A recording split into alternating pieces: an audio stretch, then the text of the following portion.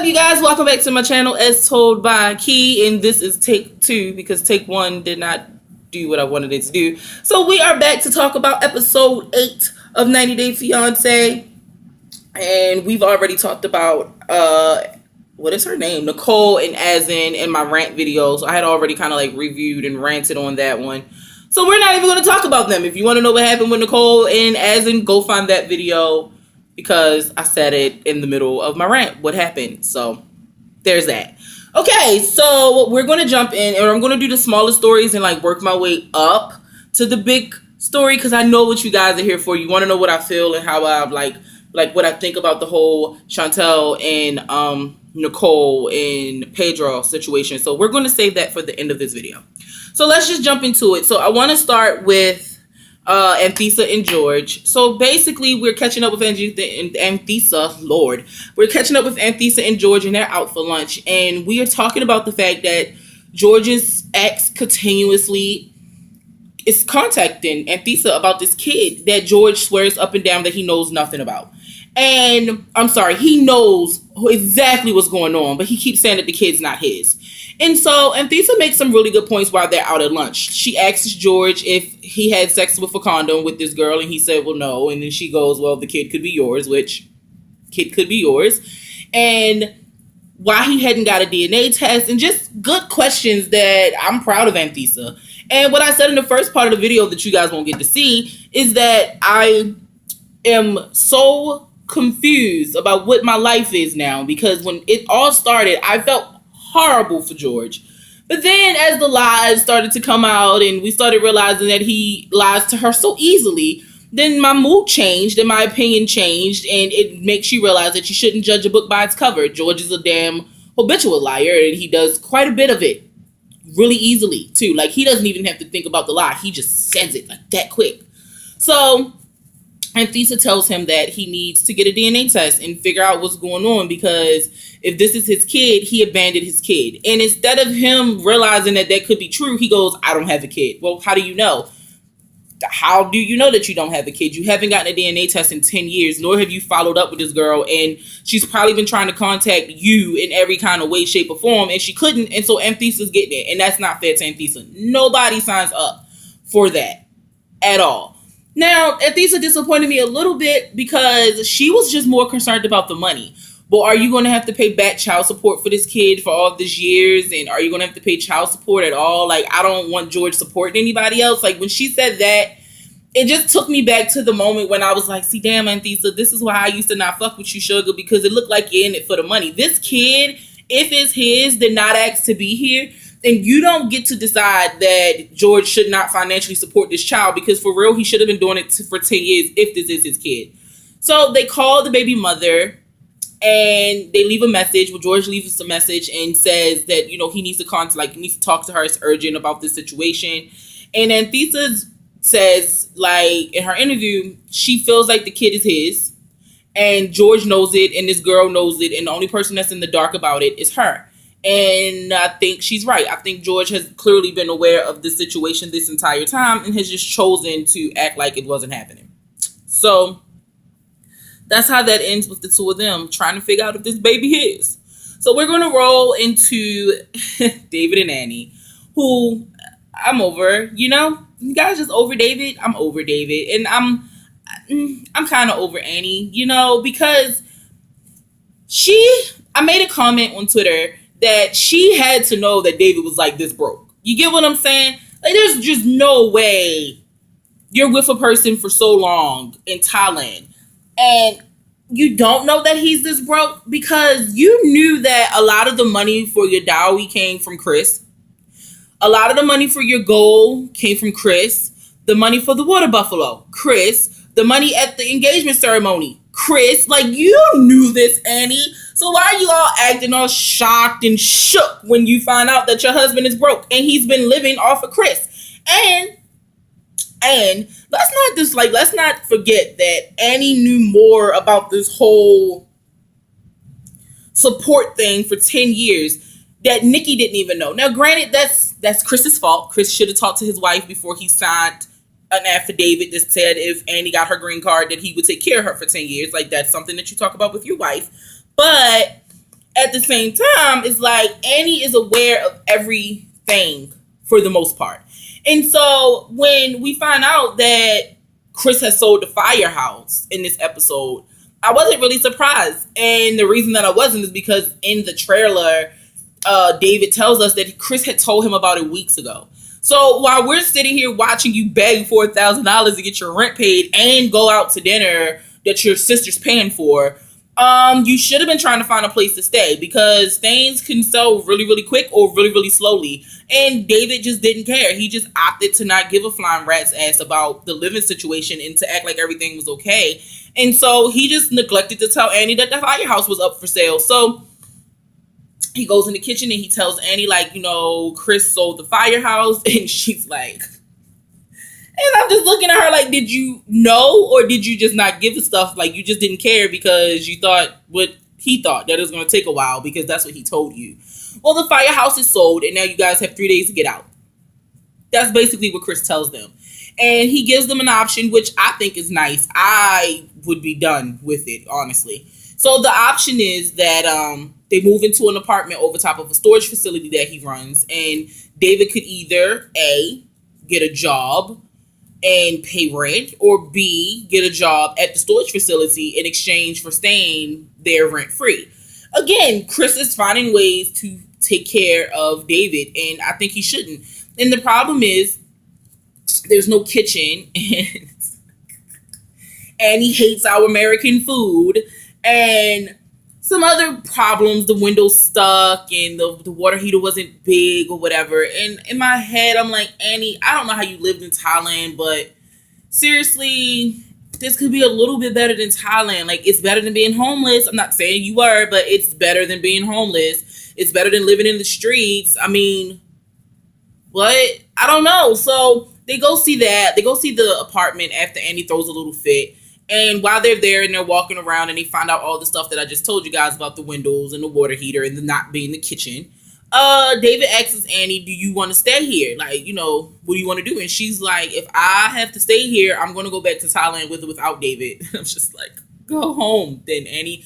They offered you $10,000 to go home on the tell-all last year. You should have took your ass home. Like, you're not, like, come on, Annie. Like, let's keep it funky. $10,000 would have paid off your family. That's the dowry right there. Like, you should have just went home. But you opted to stay with David's broke ass because he sold you a dream. And now you're mad because that's not happening. He wasn't even really working in Thailand. Chris was supporting that over in Thailand. So what did you think was going to happen when you guys came back to America? That you guys were going to stay with Chris and Nikki in their place over in California, and you guys was going to live this dream, and David was just going to figure it out, and Chris was just going to keep taking care of it? Hell no. Annie, you're just as much to blame for this as David is, because you didn't think this all the way through. You felt like because Chris signed that affidavit that he would financially take care of you, that you were going to be okay. But you have been cut off from the money too, just like David has been cut off from the money. So that's kind of on you now. Like, I don't feel bad for Annie the way everybody else does, because she's aware of what's going on. You knew he was broke. Matter of fact, before you even came to America, you said it to him, how are you this age, 48 years old, and you have no money? So I don't know how bad I feel for Annie, and I definitely don't feel bad for David. So if she does go back to Thailand, girl, good luck in Thailand, because, I mean, clearly David's not trying hard enough. He won't take any job at all, like, period. He just won't. And Chris is paying him $10 an hour, right? So he gets a paycheck. He's get paid $10 an hour to run the trash and to stand around and to keep things organized. He's getting paid $10, which is more than what he's getting paid, which is a whopping nothing. But he doesn't want to do that. And that just shows that a man like David would not do anything to take care of his family, because my husband has scrubbed toilets. He has flipped burgers, quite literally. He has ran sandwiches.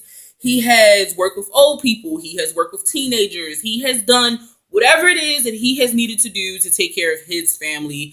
And David is just bitching about him having this college degree and not seeing himself working for $10 an hour, but it's not working in any other area, and you have to do what you got to do, David. So that's where we basically leave it, with David telling Annie that this is a lot of pressure on him and he doesn't know what she wants him to do. And I'm just like, get a damn job. I think that's what everybody at this point in the situation wants you to do. Your sister, your kids, your dad, your mom, Everybody just wants you to get a job, David. That's it. We're not asking for much, just to get a job. So that's where we leave the two of them.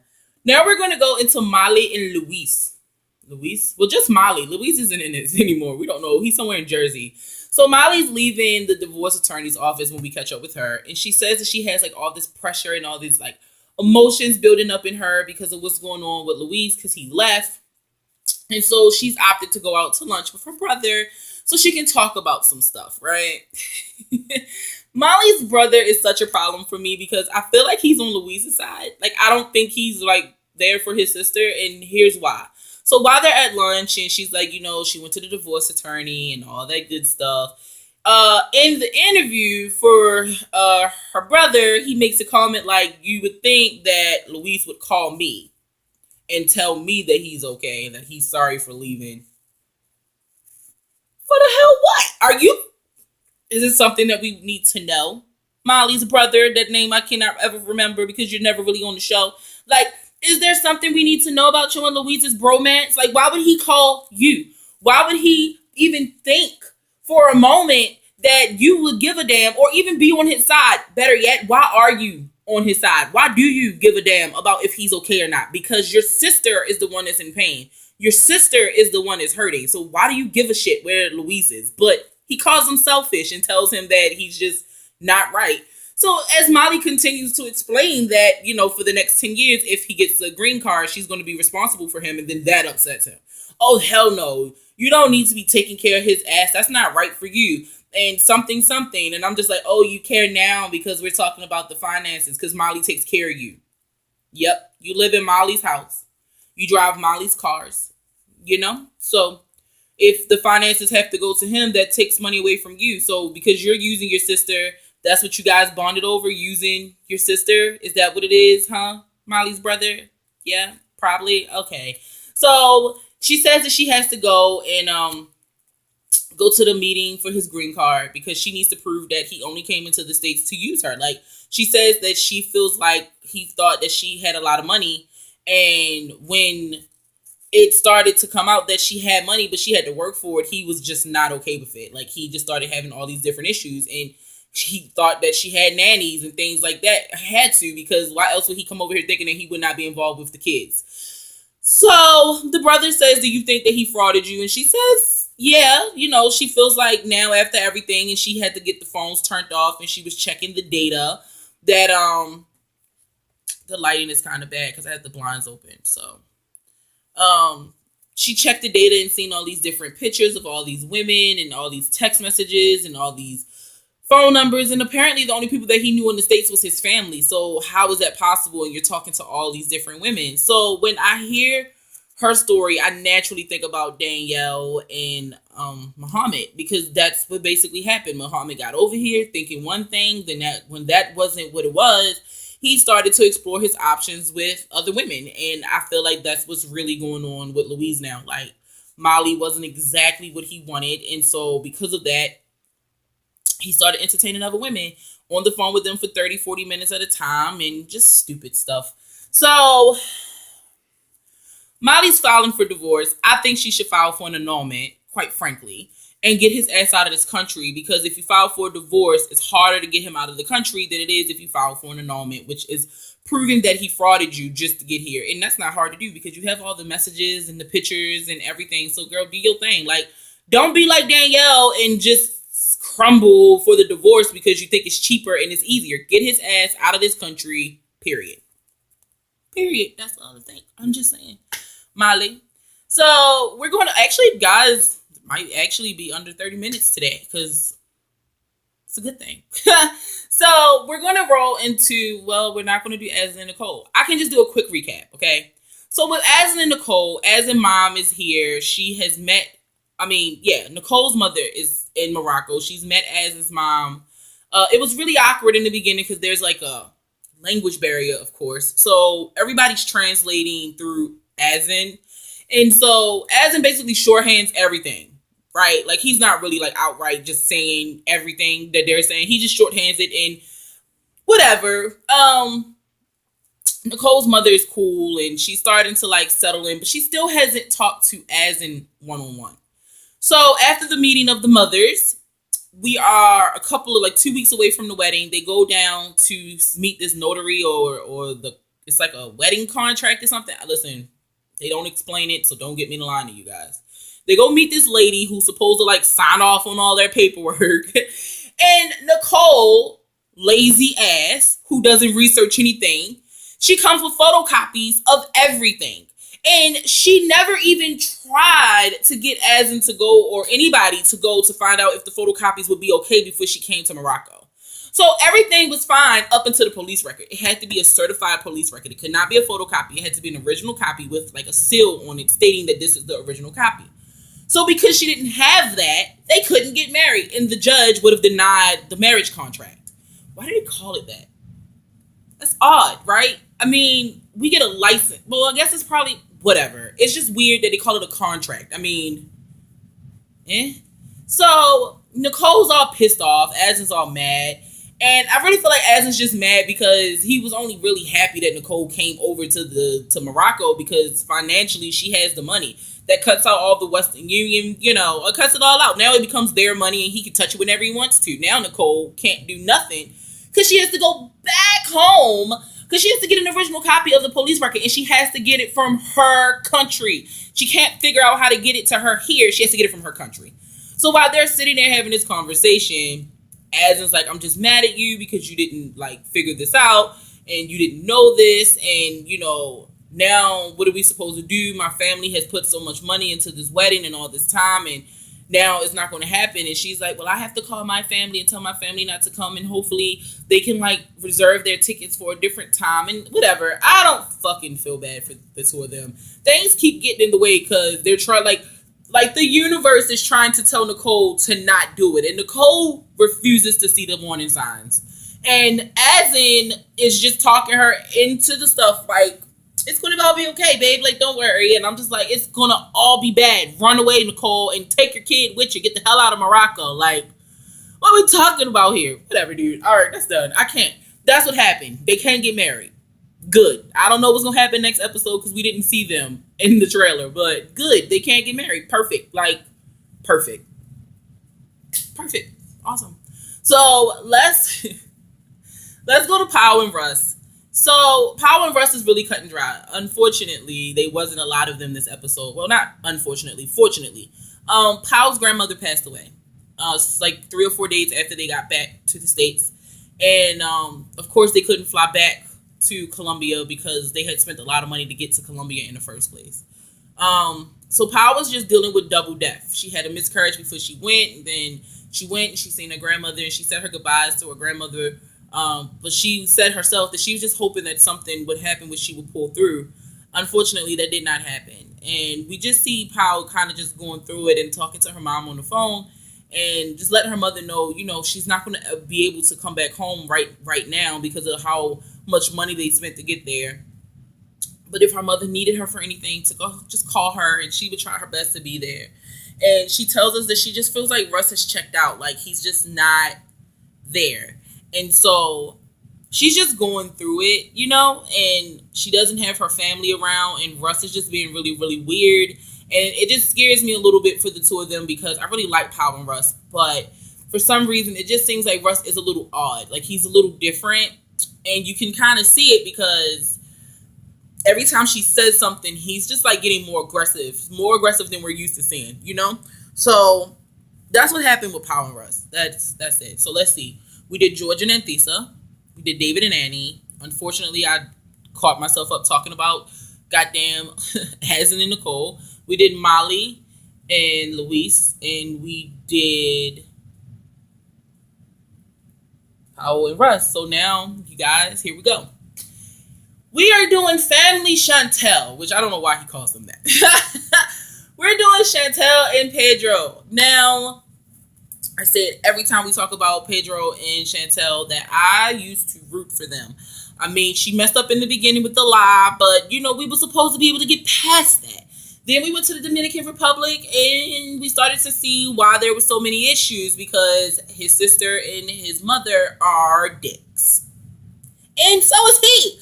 Who would have thought, right? Like, who would have thought that he was a dick? And so it makes you rethink the whole situation. Yet again, judging books by covers, right? And so we are catching up with Chantel after they had an argument at home. Chantel is still with her family. Her mother invites and Pedro and Nicole over for dinner. And River, who is my spirit animal, by the way, River says he thought it was a bad idea. He didn't think that they should have been invited for dinner. And I was like, I'm with River. Like, whatever it is that you guys are trying to achieve here, this is not going to work out, okay? Because it just ain't going to work. Chantel has already told Pedro that you guys want to investigate him, and he in turn told his sister and his mother. And so now everybody already are like kind of in their feelings. Low key, I seen somebody say that Chantel is really, really messy because she's like going between the family. She tell her family one thing and then go back and tell Pedro something when they respond. And so it's creating like a rift without her even really realizing that that's what's happening. She's trying to do what's right for both sides of the spectrum because her family is going to always be her family. And I agree with that. But I also feel as though, who else are you supposed to talk to when you can't talk to your husband? You know what I mean? Like, every time you try to like have these deep conversations with your husband, who else are you supposed to talk to when your husband's not trying to hear whatever it is that you're talking about? You get what I'm saying? So while it is a messy situation, I understand why she does what she does, because she can't talk to her husband. He completely ignores her when it comes down to having to have conversations about the way he's treating his mother and his sister, sending all that money the hell home. So there's nobody else to really talk to but your family. You don't want to get your friends involved because that's just a whole nother box of goddamn worms, you know? So Pedro and Nicole show up. Mama Chantel has cooked. She has put her foot in it. She got some fried chicken and some good stuff, you know. And so they show up 30 minutes late, I think. It was like they were supposed to be there at 7 or 7:30, and they showed up like a little bit more closer to 8 or whatever. So maybe not a whole 30 minutes, but they were late. And so when they show up, they hug Chantel and the mother and the father, Thomas. I always remember his name. It's something about Thomas and River and Winter. I don't know what the mother's name, though. They're standing between like the doorways or whatever. Like, you got dad here and, you know, mom here. So she says, hello, Nicole, you look so pretty today, which I was just like, okay, Mama Chantel, go ahead and give her one compliment, girl. And so Nicole was like, oh, thank you. And she goes to hug her and she was like, no, no, don't touch me. But, you know, you look so pretty. Have a seat. Welcome to my home. And so everybody says their hellos. And Pedro's like, he didn't want to come, but he has to prove to the family that he loves Chantel. And Chantel says, hopefully her family doesn't bring up anything that she told them. Because she just doesn't want any drama. And I'm like, girl, you know they gonna bring it up because, like, why would they not? Like, that's why they're here, right? Because you wouldn't let them go to your house, so they brought them here. So they sit down and everybody's trying to talk, I guess. And of course, Chantel's mother goes straight to it. She's like, Pedro, you know, we heard about what happened at the apartment, and we heard that when Chantel left, your sister started clapping, like, you know, good, Chantel's finally gone, like, disrespectful, right? And so he's like, Dad, why did you tell them? Now, here's where I know Pedro's like, he's gonna always defend his sister, because the first thing he said was, why did you tell them about what happened at the apartment? That was the first thing he said. The first thing he said wasn't that my sister didn't do that. He said, why did you tell them about what's happening over at the apartment? And then when Nicole says, I didn't do that, maybe she misunderstand. Maybe she's just overreacting. I never clapped. And Chantel's like, yes, you did. And Pedro's like, no, she didn't. No, she didn't. She never did that. This is a misunderstanding. And so Chantel's like, no, I heard you. I heard you clapping, talking about, thank God that I was gone. Like, I heard you. And she's like, you're lying, Nicole. You're lying. She's like, no, you're lying. Like, you did that. And she's like, Pedro, did I do that? And Pedro's like, no, she no do that. She no do that. And so everybody's just looking at the two of them. And he's like, Nicole's getting upset. But Chantel is visibly upset also. And so instead of Pedro trying to, console his wife, he goes, can I sit in your chair so I can talk to Nicole? And the mother was like, no, she's not moving. She's not getting up from that seat. And he's like, hey. And that's what triggered it. Ball. You pointed to the mother. Hey, and she's like, who are you pointing to? And as soon as that happened, River went off. Listen, he's been biting his tongue because Chantel, she has to figure it out. So he says what he says to Pedro, but not a lot. But once you attack the mom, that's when all bars, like it's all over. So when he started like pointing at the mother and being disrespectful, River gets up. He stood up on like a little bench thing, you know, the little breakfast nooks jump off. So he stood up because you know River is probably really not that tall compared to Pedro. And so then Pedro stood up, and then River threw a napkin at Pedro. Pedro gets up. He's already up. He walks around and he like yanks River down off of the breakfast nook bar. But River got like 2 good hits in. Like I ain't even gonna lie, he got a couple of good hits in. You feel me? And it just becomes mass chaos. Hair is being pulled. Nicole was thrown down onto the ground. Chantel is like crying uncontrollably. And then the thing that set Thomas off wasn't even the fight between River and Pedro. The thing that set Thomas off was that Pedro kicked everything onto the ground. And Thomas is like, why did you do that, Pedro? Why did you do that? You know, he's like, that triggered him. And so it was just such a fucking mess. And then we get to watch the live, right? The live show, 90 Day Fiancé Live, the after show. And they were like, they had this different angle, and it wasn't a different damn angle. We seen River hit Pedro with a paper towel. And if Pedro had any damn sense, he'd have just got up and left. But instead, he put his hands on River. And that was just some macho bullshit to try to prove to his sister that he can handle himself. Like, I don't like Pedro anymore. I don't feel bad for Pedro that Chantel's family is in it the way they are in it. I don't think that they should be together. I don't think that you bounce back from putting your hands on my brother, because if my husband and my brother was arguing and my brother hit Aaron with like a paper towel and Aaron decides to punch my brother in the face, that's the equivalent of if I punch you and you stab me. You see what I'm saying? Like, the things don't really match up. A paper towel versus your fist. Like, your fist is going to do way more damage than a paper towel. You guys could have had some screaming match over the table and you could have left, but you opted to put your hands on him. Same thing. If I punch you in your face and you stab me with a knife, it's like, you're going to go to jail. Like, yeah, we're going to probably both get taken to, you know, prison or like little cells because of assault, but like, you stabbed me. You could have took my life with that knife. I wasn't going to kill you with my fist. You get what I'm saying? I just think it's crazy as hell. And the after show was trying to like hype it up. Like, they made me watch a whole damn hour of that after show just so I could see the same angle. I mean, I didn't see anything different in the angle. I didn't catch anything. I still seen Nicole get dragged and Chantel's mother pulled some of Nicole's hair out, and it was all the same. Like, okay, but River is my spirit animal. I said it on Twitter. If you don't follow me on Twitter, go follow me on Twitter. As told by Keita, because somebody took as told by Keita and I am not happy about it. But yeah, like, go. I said it then. Like, I don't feel bad for Pedro or Nicole. I think Pedro is here for the wrong reasons. I want to say that he loves Chantel, but I don't think he does. I know Chantel loves him though.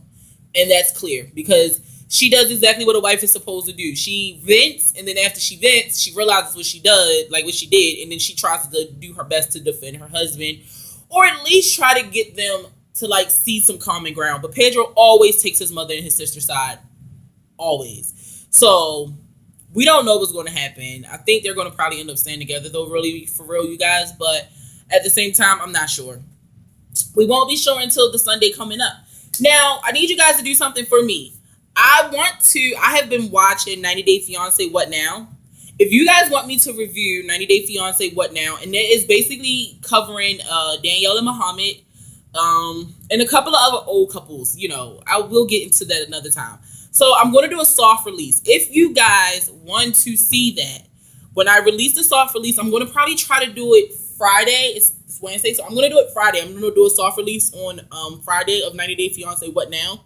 If you guys really, really want me to like review the What Now and give you guys all the details and the tea of couples that we've watched already, and you're really not interested in the What Now, but you want to know, just comment, thumbs up, share the video, share this one, comment down below, let me know what you guys think, and then when Friday comes, do the exact same thing. And if it has a good review, I'll do the reviews for 90 Day Fiancé What Now. So that is all, you guys. We are at 30 minutes almost, but not quite. So hopefully you guys enjoyed this video. Thumbs up, subscribe, share, follow me on all my social media as told by Keita. And that's all. I love you guys. Go be great. Bye.